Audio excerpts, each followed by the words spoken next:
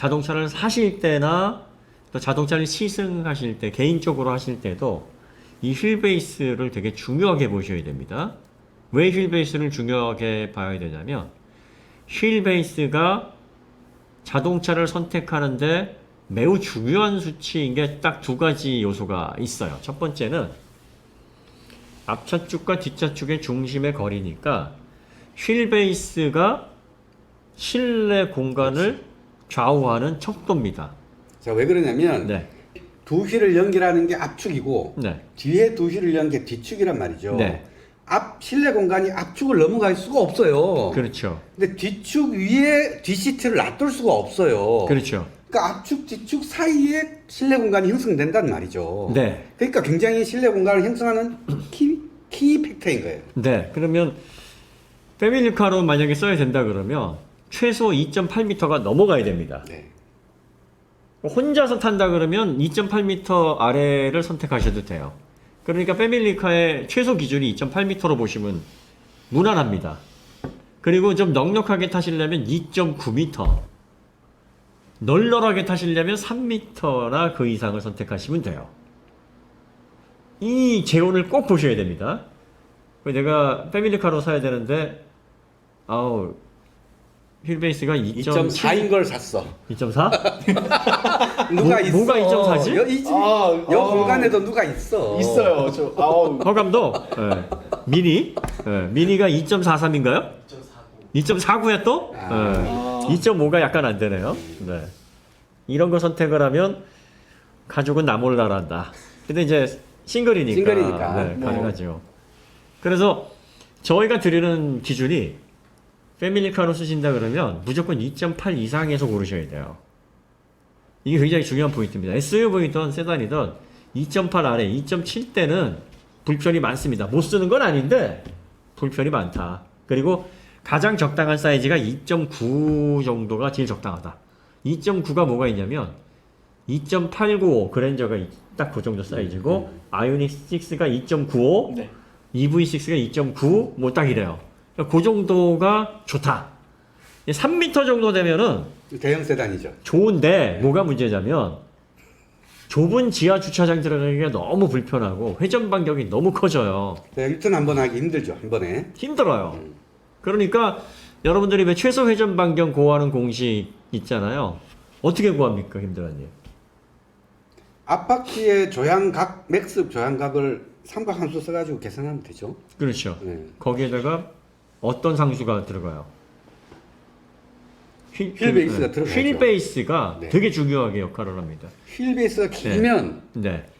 회전이 커질 거라는 거를 누가 댓글에 나도 알겠는데 왜 모르지? 막 댓글 쓰면 썼더라고요. 휠베이스가 되게 최소 회전 반경에서 중요한 상수예요. 그러니까 이렇게 되면 불편한 게 뭐가 있냐? 최소 회전 반경 커지고요. 네. 그러다 보니까 좁은 길에서 유턴하기가 힘들어지고요. 그리고 좁은 이렇게 턴해서 올라가기도 힘들어지고 골목길 다니기 힘들어지고 골목길도 힘들어지고 그 다음에 지하 주차장 들어갈 때 진짜 힘들죠. 통로가 좁으면 진짜 힘들죠. 휠 다 긁어먹습니다. 긁어요. 굉장히 힘들어요. 그 다음에 주차하기도 쉽지 않아요. 그리고 핸들링 할 때 필링도 안 좋아요. 네.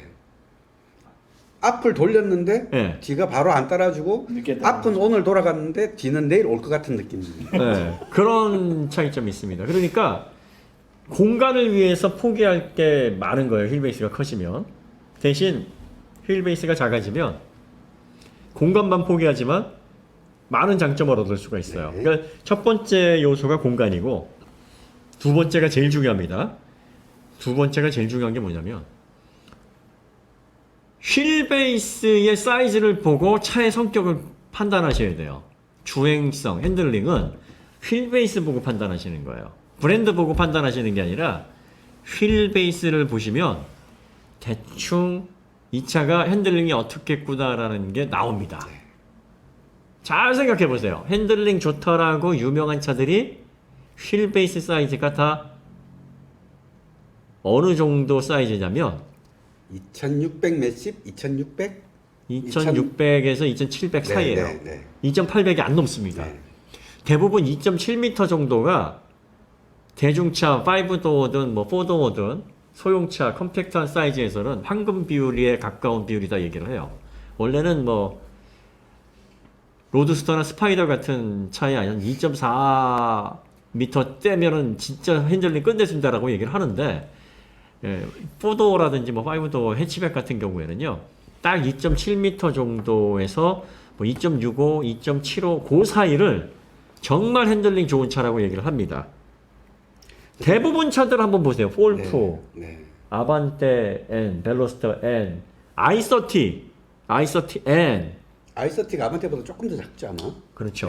2.8을 넘어가는 차들은 차의 펌투 드라이브를 지향하기보다는 이 사용성, 거주 공간, 패밀리 이런 거를 지향하는 차들은 좀 길게 가고, 아주 스포티한 차, 나 딴 거 다 필요 없어, 운전하는 맛, 운전하다 죽을래, 이런 차들은 2500 뭐 이렇게 가는데, 2600, 2700에 딱 그 언저리에 있는 차들이 야 어떻게 우려낼까, 어떤 맛을 더 줄까, 이거를 잘 조율해낸 차들이 조금 더 스포티한 차가 나오기도 하고, 조금 더 공간이 넓은 차가 나오기도 하고, 운전도 재밌지만 공간도 좋고 막 이런 차들이 거기에 포진이 돼 있는 거예요.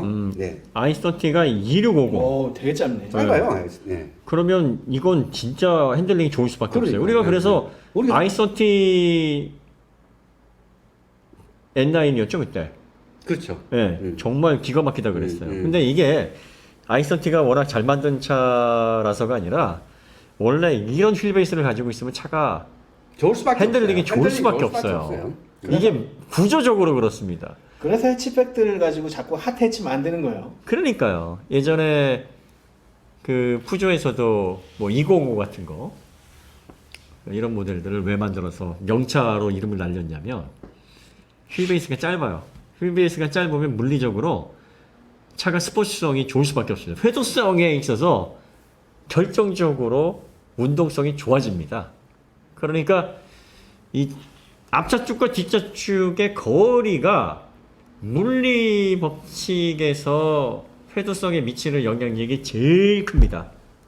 그런데 이 차이가 극복 못하는 정도의 수치가 10cm 정도 넘어가면은 이제 극복을 못해요. 100mm 정도. 100mm. 예, 10cm, 100mm. 그러니까 이게 어디 사이즈냐면 3 시리즈와 5 시리즈 차이입니다. 그렇죠. 아반떼와 소나타 차이가 딱 그 정도 나요. 그러면 극복 못한다고 합니다. 근데 이제 소나타의 포맷을 갖고 있는데 아반떼랑 서로 비비더라. 그러면 차 잘 만든 거지. 그러면 진짜 잘 만든 거예요. 반대로 이야기하면 아반떼의 폼 팩터를 갖고 있는데 소나타 정도밖에 못 달리더라. 그럼 차 못 만든 거지. 못 만든 거지. 자, 그러면 10cm가 그 정도 차이면 20cm면은요. 어우. 이거는 이건 극복 못 해요, 거의. 넘사입니다, 넘사. 아무리 잘 만들어도 극복을 못 해요. 어느 정도 차이냐면요. 20cm면 3 시리즈와 7 시리즈가 23cm 정도 차이가 납니다. C 클래스와 S 클래스가 딱 그 정도 차이예요. 넘사죠, 넘사. 아반떼와 제네시스 차이가 한 7, 8cm 정도 차이가 되나요? 제네시스 G80이 한 3m 되니까. 그렇죠. 네. 그러면 그 정도의 거동 차이가 난다. 이렇게 보시면 됩니다. 그러니까 어떤 분들이 이제 재밌는 차를 사고 싶다, 핸들링이 좋은 차를 사고 싶다 그러면 무조건 2.8m 이하를 사시면 돼요. 2.6m대, 7m대는 브랜드 상관없이 웬만하면 재밌을 수. 웬만하면 좋아요. 저희가 볼트 EV가 2.7m가 약간 안 돼요. 2.675? 그 정도 돼요. 좋을 수밖에 없어요. 그래서 저희가 타이어만 바꾸면 요거 진짜 스포츠성 끝내주겠는데 라고 한 거 그거고요. 코나가 현대가 갑자기 뭐 서스펜션을 잘 조율을 하는 뭐 그런 능력치도 많이 올라갔겠지만 일단 구조적으로 이 차는 핸들링이 좋을 수밖에 없는 차입니다. 그래서 이제 그 지금 말씀하시고자 하는 바가 네. 아무 백그라운드 데이터 없이 그냥 핸들을 돌렸을 때 나오는 그 현상만 갖고 그냥 그대로 말하기보다 그 현상을 한번 그 휠 베이스라는 수치에 한번 저울 위에 올려놓고 한번 생각을 해보시자. 네. 그런 말씀을 하시는 거잖아요. 그러니까 이런 거죠. 어떤 분들이 이제 저한테 그런 말씀을 하시더라고요. 그 SUV가 진짜 타보니까요. 3 시리즈 같다는 거예요. 3 시리즈 포맷인가 보지 뭐. 아니 근데 그래서 제가 물었어요. 휠베이스가 혹시 2.7mm 대 아닌가요? 2.7m 대 아닌가요? 그랬더니 모르겠대요. 한번 찾아보세요. 그랬더니 아, 네, 2.7이네요. 그러면 3이네. 그러면 뭐 3이 2.8m가 약간 넘어요. 근데 SUV인데 산 느낌이 난다는 건 3시리즈보다 휠베이스가 더 짧아. 짧아야 되는 거죠. 전고가 높은 대신 휠베이스가 짧으니까 비슷하게 나오는 거예요, 느낌이. 상쇄가 되는 거죠. 네. 플러스 점, 마이너스 그분이 저한테 하시는 말씀이 그래요. 후륜이 잘 따라온대요.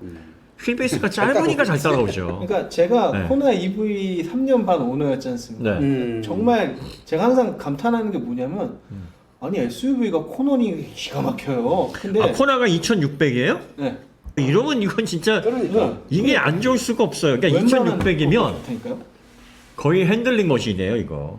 그러니까 저희가 코나에 정말 기쁜 인상을 받았던 거가 휠베이스가 물론 짧아서 좋기도 하겠지만 현대에서는 이제 이런 SUV를 처음 경험을 해봐서 그때 너무 야 현대가 이제 이런 차도 만들어내는구나 그런 느낌을 좀 받았고요. 그리고 이제 우리가 늘 지승을 하면서 휠베이스를 생각을 하면서 그거를 기반으로 해서 말을 해요. 네, 그러니까 휠베이스가 짧은 차인데 핸들링 좋다 해서 무조건 와 좋다고 하는 게 아니고 그렇죠. 휠베이스를 네. 놓고 또 감안하고. 감안하고도 좋구나. 네. 특히나 코나 같은 경우는 악셀 오프했을 때 파고 들어가는 몸놀림이라든지 네. 이런 걸 다 보여줬거든. 네. 그래서 칭찬을 하는 건데 그게 아니라 그냥 아무 눈 가리고 그냥 핸들링만 딱 보고 아무 펌팩트에 대한 백그라운드 없이 그냥 무조건 좋다 이래버리면 안 되는 거죠. 그렇죠. 이게 휠베이스가 절대적인 수치라는 건 아닌데 대다수 베이스를 깔고 가는 거예요. 휠베이스 길이를 가지고 우리가 핸들링에 대한 조향성, 회두성에 대한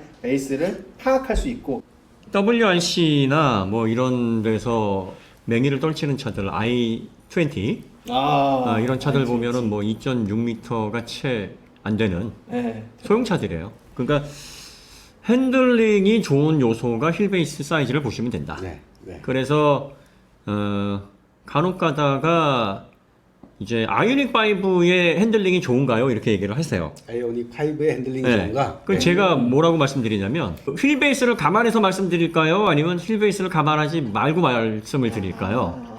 그렇죠. 그러면 이제 휠베이스를 감안하고 말씀해 주세요 하면 3m라는 거를 감안하면 핸들링 좋습니다. 네. 이렇게 대답을 합니다. 그러면 그거 감안하지 않고 전체 풀로 놓고 보면 어떤가요? 라고 하면 사지 마세요. 사지 마세요. 안 좋죠, 아니고 사지 마세요. 핸들링을 논할 수 있는 차가 아닙니다. 이렇게 얘기를 합니다. 그러면 EV6하고 아이오닉 5하고 핸들링이 뭐가 더 좋은가요? 당연히 EV6가 더 좋습니다. 10cm 차이 나죠? 10cm입니다. 10cm. 아메리카노. 좋아, 좋아.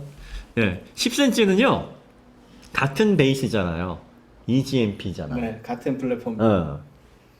극복 못 합니다. 그러면 EV6 GT와 아이오닉 5N이 이제 곧 나오잖아요. 네. 결론은 저희는 궁금하지가 않아요. 왜? 보나마나 EV6 GT가 더 좋습니다.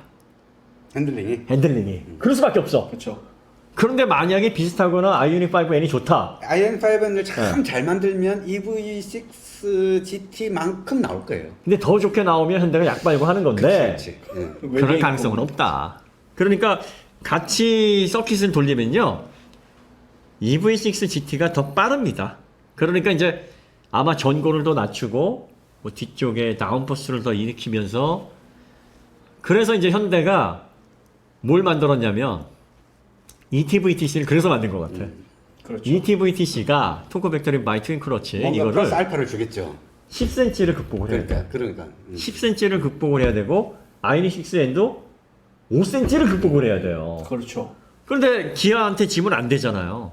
그런데 기아가 2.9m니까 이 5cm, 10cm 차이가 이게 쉽지가 않거든요. 그러니까 이거 나중에 나와보면 서킷에서 돌릴 테고 랩타임도 질 테고 10cm면은 아무리 줄이더라도 1초 이상은 날 텐데 랩타임이 이제 기준으로 그렇죠.